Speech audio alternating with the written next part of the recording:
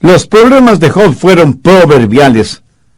Así que el asunto de salud es un asunto complicado. Al respecto, veamos algunos puntos importantes. Primero, la causa de la enfermedad. ¿Por qué la gente se enferma? Las causas son muchas y variadas. Algunas personas se enferman debido a su pecado. De hecho, seguramente nos sorprenderíamos al saber cuántas enfermedades físicas son el resultado del pecado. Busque 1 Juan 5:16. Si alguno viere a su hermano cometer pecado que no sea de muerte, pedirá, y Dios le dará la vida. Hay un pecado que es de muerte. Ahora, sin adentrarnos en todas las ramificaciones teológicas de este versículo, sencillamente quiero que note que algunas personas mueren debido a su pecado. Y Juan aquí no está hablando de muerte espiritual, sino de muerte física. Busque 1 Corintios 11:30. Por lo cual hay muchos enfermos y debilitados entre vosotros, y muchos duermen. Cuando Pablo dice duermen, pues no se refiere a la acción de dormir, sino al hecho de estar muerto. ¿Pero qué quiso decir con eso? Que debido a sus pecados se enfermaron. En otras palabras, muy frecuentemente, nuestra enfermedad es el resultado directo de nuestro pecado. Dios ni siquiera tiene que juzgarnos porque nuestro propio pecado nos juzga. Por ejemplo, los alcohólicos se intoxican con lo que beben. ¿Sabe usted lo que es un tóxico? Pues es un veneno. Y si una persona está intoxicada, quiere decir que se ha envenenado ella misma. Esa es la razón por la que muchas personas, cuando se intoxican con licores, vomitan. Tal pareciera que sus estómagos tienen más sentido común que sus cabezas. Sus estómagos reaccionan frente al veneno y tratan de rechazarlo, y sin embargo el alcohólico sigue bebiendo. ¡Qué necedad! ¿No le parece? Un borracho se envenena a sí mismo y afecta negativamente a todo su cuerpo. Se le enrojecen los ojos, tiene mal aliento, pierde el sentido de equilibrio y dirección, puede dormir su borrachera sobre basura y no darse cuenta de ello. Personalmente yo no me explico cómo nadie puede defender ese vicio y decir que mientras se beba responsablemente, todo está bien. En la actualidad se dice que el alcoholismo es una enfermedad. No es extraño que mientras se está buscando la causa de muchas enfermedades para combatirlas y erradicarlas, en cambio se hace una impresionante propaganda para que la gente beba más. Entonces, como dicen, si el alcoholismo es una enfermedad, ¿por qué hacen tanta propaganda para que nos enfermemos? En otras palabras, sabemos la causa de esa enfermedad y se sigue haciendo propaganda, no para erradicar la causa, sino para comercializarla. Somos personas realmente extrañas, sin necesidad de ser extraterrestres. El doctor Evans Graham, de la Universidad de Washington, es conocido como el padre de la moderna cirugía del pecho. Y en relación con el cigarrillo, él dice en su informe médico que el fumar con exceso es la causa del 99% del cáncer del pulmón. Y el doctor Linus Pauling, premio Nobel de Química, asegura que si una persona de 20 años de edad, si fuma una cajetilla de cigarrillos diariamente, está cortando su promedio de vida en 8 años. Aterradora consecuencia de la enfermedad de fumar. Ahora, quienes hicieron estas declaraciones no son ni pastores, ni predicadores, ni sacerdotes o líderes religiosos. Son científicos investigadores que hablan de los resultados de sus investigaciones. Hay otras personas que se enferman debido a la dieta que tienen y la practican hasta el fanatismo, sin ninguna supervisión médica o de algún reconocido nutricionista. Parece que cada persona tiene su propia dieta y trata de hacer que los demás la acepten. En términos generales, no comemos comidas sanas. La actual es una generación que sabe más de comidas rápidas que no benefician, que de comidas nutritivas que son buenas para nuestros cuerpos. Y algunos de ustedes estarán pensando, bueno, lo que está diciendo no tiene que ver conmigo, porque yo no bebo, no fumo, no como comida basura y no vivo una vida sexual desordenada. Pues mi amigo, le felicito. Pero, ¿qué de las preocupaciones? ¿No sabe que la preocupación hará en usted físicamente lo mismo que la arena hace en una maquinaria? En la actualidad hay muchas formas de distracciones, con bebidas incluidas, que le harán daño físicamente, lo mismo que las preocupaciones. No digo que siempre, pero muchas veces nuestra enfermedad no es más que el resultado directo de nuestro pecado. ¿Sabía que otras veces la enfermedad puede ser causada por Satanás? Vamos al libro de Job, capítulo 2, verso 7. Entonces salió Satanás de la presencia de Jehová e hirió a Job con una sarna maligna. ¿Quién atacó a Job con esa enfermedad? Satanás. Y en el Nuevo Testamento, en el libro de los Hechos, capítulo 10 y verso 38, leemos que Jesús anduvo haciendo bienes y sanando a todos los oprimidos por el diablo. Satanás hirió con una sarna a Job y tuvo muchos hombres y mujeres bajo su opresión física. La opresión satánica se tradujo en enfermedades físicas. Así que algunos están enfermos debido a su pecado y otros están enfermos debido a Satanás. Ahora escúcheme atentamente. Algunos están enfermos porque Dios permite esa enfermedad con un propósito especial. No es que Satanás lo hace, o sea, el resultado de algún pecado en particular. En la Biblia muchos de los santos de Dios padecieron enfermedades, y el ejemplo clásico es el del apóstol Pablo. Busque 2 de Corintios 12, verso 7, en donde Pablo declara, y para que la grandeza de las revelaciones no me exaltase desmedidamente, me fue dado un aguijón en mi carne, un mensajero de Satanás para que me abofetee, para que no me enaltezca sobremanera, respecto a lo cual 3 veces he rogado al Señor que lo quite de mí, y me ha dicho, bástate mi gracia, porque mi poder se perfecciona en la debilidad. Por tanto, de buena gana me gloriaré más en mis debilidades, para que repose sobre mí el poder de Cristo. Muchos estudiosos de las Escrituras creen que el aguijón en la carne que menciona Pablo seguramente era una enfermedad en los ojos, porque el apóstol, escribiendo a los Gálatas, les dijo, porque os doy testimonio de que si hubieseis podido, os hubierais sacado a vuestros propios ojos para dármelos. ¿Por qué Pablo no fue sanado de su enfermedad? ¿Es que acaso su fe era débil? No lo creo. A lo mejor Pablo estaba fuera de la voluntad de Dios. De ninguna manera. Dios tenía un plan específico y sobresaliente para Pablo. Por un momento quiero que veamos 2 Timoteo 4:20. Aquí Pablo menciona Trófimo, que estaba sumamente enfermo. Y el apóstol dice, Erasto se quedó en Corinto, y a Trófimo dejé en Mileto, enfermo. Pablo, el apóstol, tenía poder para realizar milagros de sanidad. ¿Piensa que Pablo dejó a Trófimo enfermo en Mileto porque no le importaba o porque la enfermedad de su compañero le era indiferente? De ninguna manera. Sencillamente la voluntad de Dios no era el sanar a Trófimo. Por eso Pablo lo dejó enfermo en Mileto. Veamos ahora 1 Timoteo 5:23. Este es un consejo que Pablo le da a su hijo espiritual Timoteo.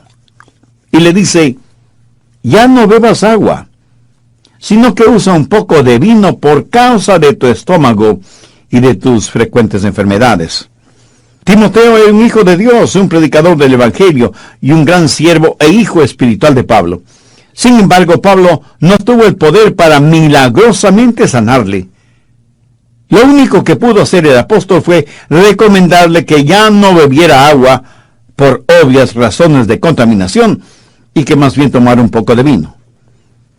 El agua en Israel y en la Tierra Santa, en general, tiene un alto contenido alcalínico, no muy recomendable para la buena digestión. Pablo no le está diciendo a Timoteo que se vuelva un borracho, sino que tome un poco de vino para sus enfermedades estomacales. En el Antiguo Testamento, veamos 2 de Reyes 13, verso 14. Estaba Eliseo enfermo de la enfermedad de que murió. ¿Cómo murió Eliseo, quien tuvo una doble porción del espíritu que moraba en Elías? Murió porque ya no tenía comunión con Dios, y por eso se enfermó. ¿Qué había hecho de malo? Al estudiar la Biblia descubrirá que Eliseo estaba en comunión con Dios, y que aún estando en su lecho enfermo, hizo una de las más extraordinarias profecías bíblicas, y no hay ninguna indicación de que Eliseo estuvo enfermo debido a su pecado. Frecuentemente Dios tiene un propósito increíble cuando permite alguna enfermedad a sus santos. ¿Cuáles son esos propósitos de Dios en la vida de sus hijos por medio de la enfermedad? Segundo, para que experimentemos la gracia de Dios. Dios le dijo a Pablo: bástate mi gracia, porque mi poder se perfecciona en la debilidad. Tercero, el poder viene por medio del sufrimiento y la enfermedad. Pablo hizo un maravilloso descubrimiento, que por medio de la enfermedad podía conocer el poder de Dios, quien le dijo: mi poder se perfecciona en la debilidad. En otras palabras, Dios le dijo: Pablo, cuando estés lo suficientemente débil como para depender totalmente de mí, tendrás más poder del que nunca tuviste estando sano. Por eso es que Pablo dijo: por tanto, de buena gana me gloriaré más bien en mis debilidades, para que repose sobre mí el poder de Cristo. Y la frase "para que repose sobre mí el poder de Cristo" es muy significativa. Quiere decir literalmente extender el tabernáculo de Dios.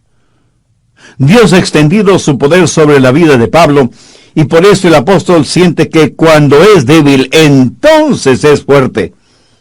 Pablo, debido a su enfermedad física, aprendió a confiar, a depender de Jesucristo. Pablo nunca dijo: bueno, si no me puedo curar, entonces debo aguantar. No. Su actitud fue: si Dios no me quiere curar, entonces debo alabar. Amén. Por eso se glorió en su enfermedad. ¿Alguna vez usted le ha dado gracias a Dios por su enfermedad, así como le da gracias a Dios por su buena salud? Piénselo. Cuarto, la productividad a veces viene por medio de la enfermedad. Cuán grandemente ha sido bendecido el mundo por creyentes enfermos.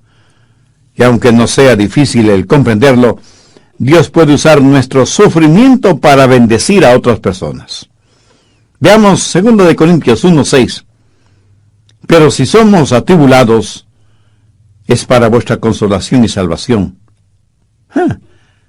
¿No es eso maravilloso? Pablo está diciendo: mi aflicción es su consolación, mi sufrimiento es su salvación. El resto del verso 6 dice: la cual se opera en el sufrir las mismas aflicciones que nosotros también padecemos. Recuerda que a Pablo Dios le dijo lo mucho que debía sufrir por amor de su nombre. La productividad a veces viene por medio de la enfermedad. Busque Juan 15, verso 2. Todo pámpano que en mí no lleva fruto lo quitaré, y todo aquel que lleva fruto lo limpiaré, para que lleve más fruto. Aquí la palabra limpiar significa podar. Cortar aquello que podía ser un estorbo en el crecimiento y desarrollo de los racimos. Y aunque es una operación dolorosa, es necesaria. ¿Necesita usted esa operación espiritual? No sabe por qué tiene la enfermedad que tiene. Pero aún mucho más importante que esto es: ¿Cuál es su relación con Dios? ¿Quién es y qué representa Cristo en su vida? Si usted tiene dudas respondiendo esas preguntas, entonces usted necesita hacer una decisión espiritual ahora mismo.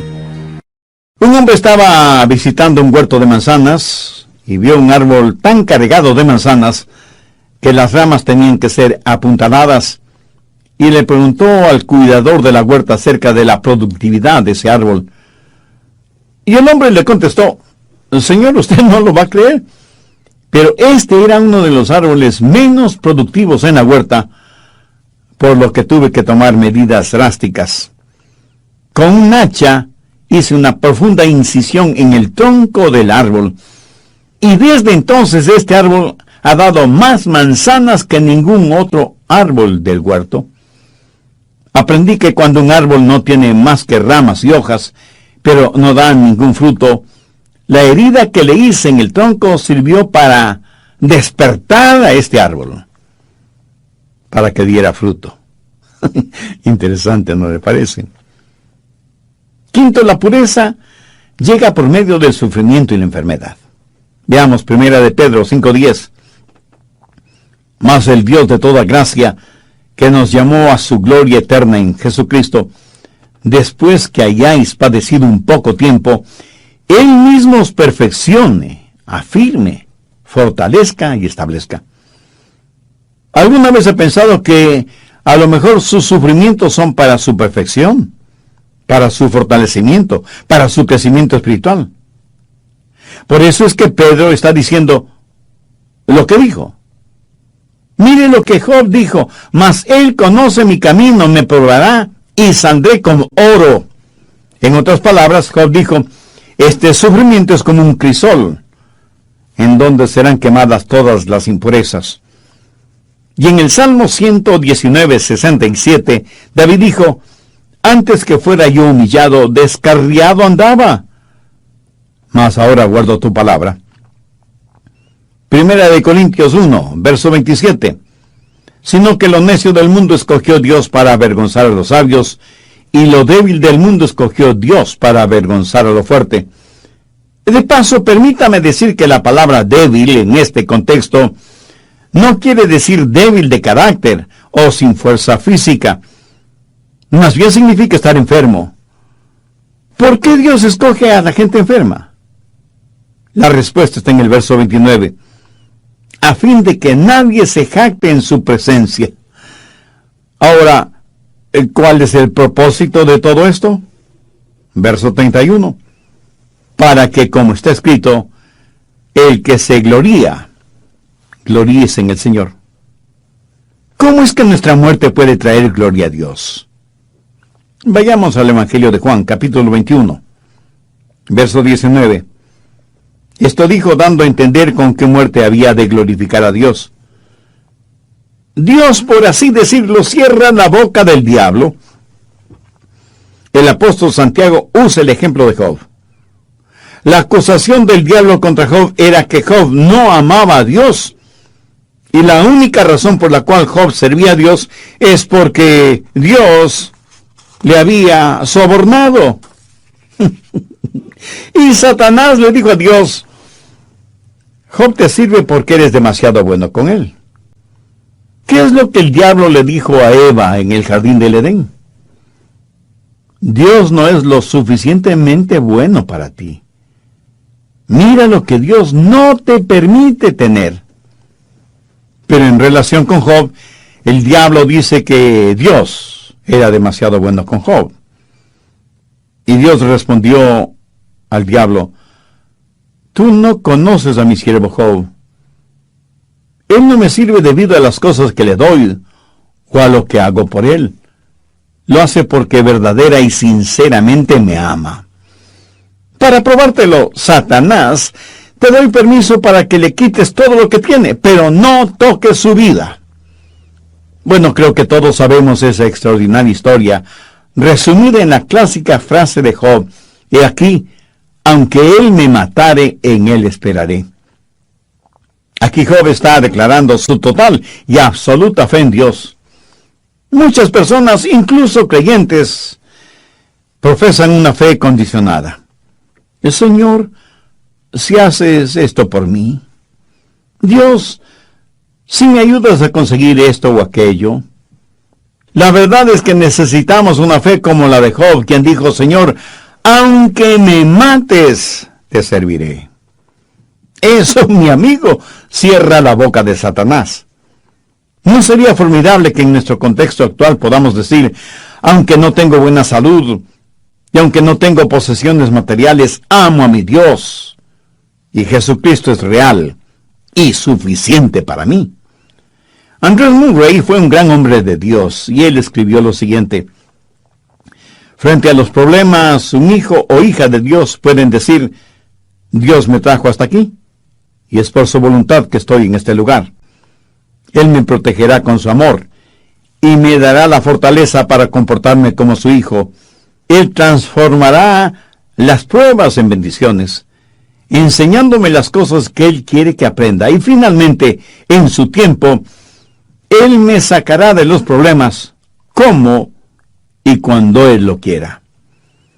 Ahora quiero que veamos algunas de las causas de las enfermedades en los hijos de Dios. No porque hayan cometido algún pecado en particular, sino porque Dios tiene un propósito mucho más importante. Sexto, la cura para la enfermedad. Santiago 5, desde el verso 13. ¿Está alguno entre vosotros afligido? Haga oración. ¿Está alguno alegre? Cante alabanza. ¿Está alguno enfermo entre vosotros? Llame a los ancianos de la iglesia y oren por él, ungiéndole con aceite en el nombre del Señor. Y la oración de fe salvará al enfermo, y el Señor lo levantará, y si hubiere cometido pecados, le serán perdonados. Aquí la palabra enfermo significa no tener ninguna fortaleza física, pero tampoco se refiere a un simple dolor de cabeza o a que le duele algún diente de la dentadura postiza. No se refiere a nada de eso. Aquí se habla de una verdadera enfermedad genuina, real, terrible. Entonces, ¿cuál es el procedimiento a seguir? Primero, llamar a los ancianos de la iglesia.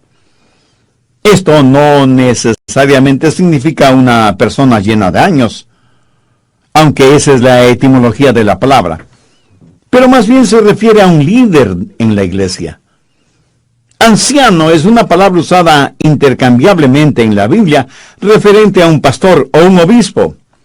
Hay que llamar a los líderes espirituales en la iglesia, no simplemente a cualquier persona, no a pseudopastores o líderes o apóstoles o profetas, que no son más que lobos disfrazados de ovejas.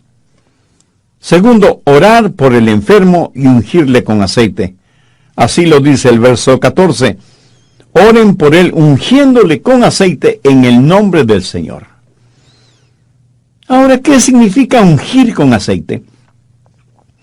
Algunos estudiosos dicen que significa el uso de medicinas, que hace referencia al uso de medicamentos para curarse. De paso, permítame decir que Dios puede usar doctores para sanar a algún enfermo. No hay nada de malo en consultar con un doctor. Lo malo es depositar la fe en ese doctor en vez de tener fe en Jesucristo. En mi opinión, el ungimiento con aceite no se refiere al uso de medicamentos. En algún comentario bíblico leí que ungir a una persona con aceite significa, prácticamente, cubrirle completamente con aceite. Bueno, yo no lo creo así. Eso equivaldría a tener un enfermo resbaloso. En la Biblia, el aceite fue usado como símbolo del Espíritu Santo, separando y santificando a alguna persona específicamente para la causa de Cristo. Permítame darle un ejemplo de lo que estoy diciendo. Vayamos al libro de Levítico, en el Antiguo Testamento, capítulo 8, verso 10.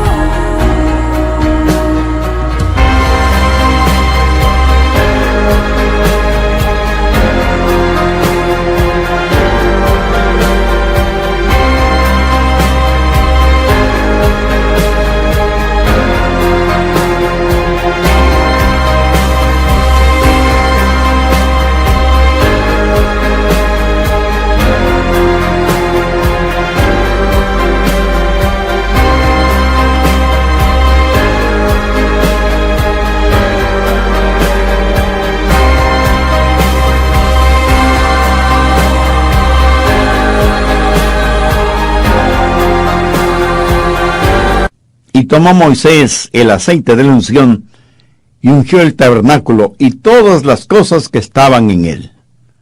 ¿Lo comprende? Cuando usted unge con aceite a alguien o a algo, lo santifica. ¿Tiene problemas entendiendo lo que significa la santificación? Es muy sencillo. Significa apartar para un propósito o para un trabajo específico. Mire los siguientes versículos, el 11 y 12.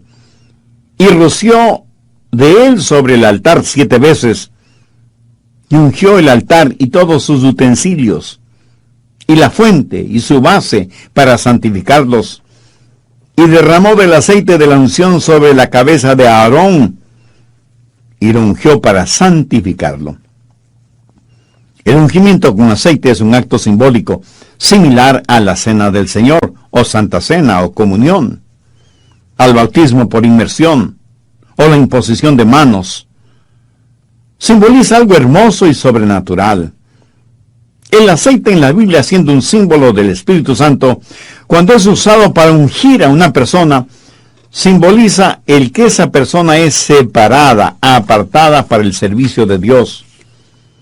Cuando una persona está enferma y llaman a los ancianos o a los líderes espirituales de la iglesia, y ellos le ungen con aceite en el nombre del Señor Jesucristo, significa que esa persona, aunque esté enferma, está separada para el servicio y la causa de Cristo. Ahora, ¿por qué Dios debería sanar a una persona que no ha sido santificada? ¿O por qué Dios debería darle buena salud para que usted siga sirviendo al diablo? El ungimiento de una persona enferma es la declaración tácita de que esa persona está total y completamente entregada en cuerpo y alma al control del Espíritu Santo. Conozco a cientos de personas que han testificado y traído muchas almas al conocimiento de Cristo como Salvador personal, estando enfermas y en cama. O sea que, estando enfermas, hicieron más de lo que nunca hicieron estando sanas. Nuevamente, veamos Santiago 5, versos 13 y 14. ¿Está alguno afligido entre vosotros? Haga oración. ¿Está alguno alegre? Cante alabanza. ¿Está alguno enfermo entre vosotros? Llaman los ancianos de la iglesia y oren por él, ungiéndole con aceite en el nombre del Señor. ¿Notó eso? Son los ancianos los que oran por la persona enferma. Y tenga en cuenta que esto no es orar con la persona enferma, sino orar por la persona enferma. Los ancianos están ahí para orar, para descubrir y para hacer la voluntad de Dios. La oración que llega al cielo es la oración que comienza en el cielo. No oramos por la primera cosa que se nos viene a la cabeza. Necesitamos conocer la voluntad de Dios. Primera de Juan 5:14 dice, y esta es la confianza que tenemos en Él, que si pedimos alguna cosa conforme a su voluntad, Él nos oye. Oramos por la persona enferma para determinar la voluntad de Dios. Así que primero oramos y luego la ungimos con aceite en el nombre del Señor. ¿Y cuál es el resultado? La oración de fe salvará al enfermo. Si la voluntad de Dios es sanar a ese enfermo, Dios nos dará a nosotros la fe para orar. Ahora escúcheme atentamente, porque hay muchas personas que asisten a esas fuertemente hipnotizantes y emocionantes reuniones de sanación y milagros. Yo creo que la parte más ardiente del infierno está reservada para esos charlatanes y fraudulentos mercenarios espirituales que van por todo el mundo esquilmando a los ingenuos, diciéndoles que el poder de Dios está en ellos para sanar enfermos, cuando no son más que desvergonzados vividores que se aprovechan de la credulidad de los tontos útiles. Esos pseudoapóstoles, pastores, profetas, ministros o como se autodenominen, son una verdadera abominación a los ojos de Dios. Pero esto no invalida el poder de Dios para sanar. Yo creo en la sanidad milagrosa y sobrenatural. Yo creo que Dios me ha sanado de muchas enfermedades para que crea en su sanidad. Pero recuerde que cada cosa que Dios hace, Satanás la falsifica. Y estos pseudo sanadores que abundan en nuestro mundo actual toman a una persona que está en una silla de ruedas o que usa muletas y les imponen las manos y dicen unas cuantas palabras misteriosas y desconocidas y como nada sucede declaran: hermanos, la voluntad de Dios es sanar a todos, pero esta persona no tiene suficiente fe como para ser sanada. Ahora piense conmigo por un momento. ¿Puede imaginarse lo que hará eso en una persona que no entiende la Biblia?